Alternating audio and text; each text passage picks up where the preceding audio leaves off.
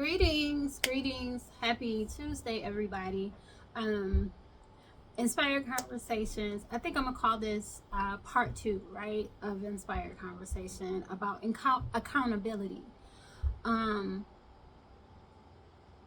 Once we begin to hold people accountable for things, we have to hold everybody accountable. You don't play favorites. Like if you're going to begin to, hey, you need to be accountable for this. We need to make this correct. You start to do that for everybody, or it doesn't even seem real. You're not standing on business. So, not to me. This is my opinion, right? So, when we think about culture and we think about music and we think about all these different things, um,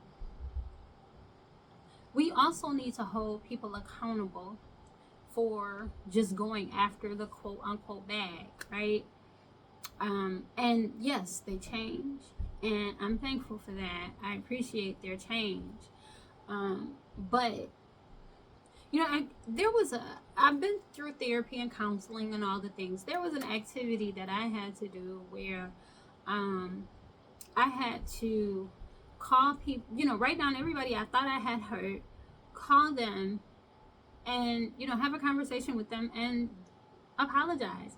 And for those who I wouldn't be able to get in touch with, I just wrote a letter, sent it off, and sent it to myself and never opened it, right?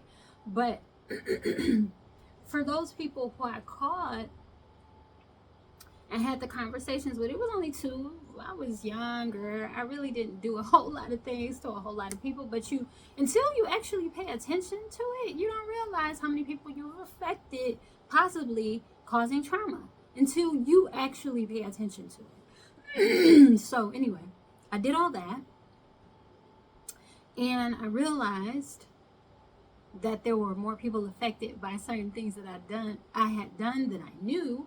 But then not only that, by the time I called the people, some people were just happy to, it was only two people. One was just really happy to hear from me, didn't even, remember what had transpired. The other one was so appreciative that I had called and apologized, and actually it turned out to be a blessing because it was a best friend who I ended up losing shortly after.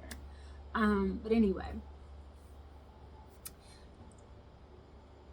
people don't realize just because you change does not mean you don't have to correct the past. And we are seeing play out in real time the need to correct the past and atone. Like, these leaders or whatever showing up that they're not taking care of their children or whatever. And you're seeing the effects of these things in real time, and they're not turning around to say, you know what, I apologize for how my lack of this affected you. I didn't mean it. Or I apologize for how this affected you. I didn't mean it.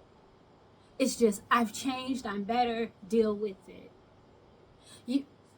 If you ask the people who have had to go to therapy, close these doors on their own, find their own healing, if it would have helped, if the people who had played a part in that trauma took a moment to apologize and atone and say, you know what, I realize what I did caused major harm to you, how much easier it would have been for them to close those doors.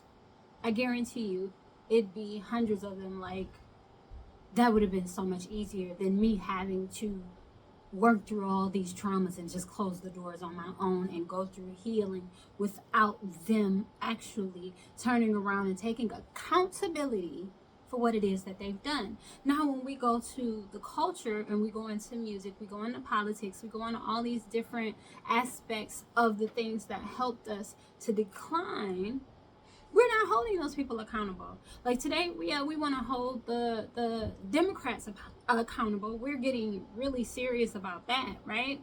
But we also have to hold the musicians accountable. We also have to hold the writers accountable, the actors, or whomever contributed to the downfall of the culture because they wanted a bag. It's so beautiful that they have changed. Thank you, thank you, thank you. However, you changing does not solve the problem. you taking responsibility and apologizing may not solve the problem either, but I bet you it will help people heal. And that's the least you can do. That's the least you can do. But if we're going to hold people accountable, then we need to hold everybody accountable, and we don't need to play favorites or be biased.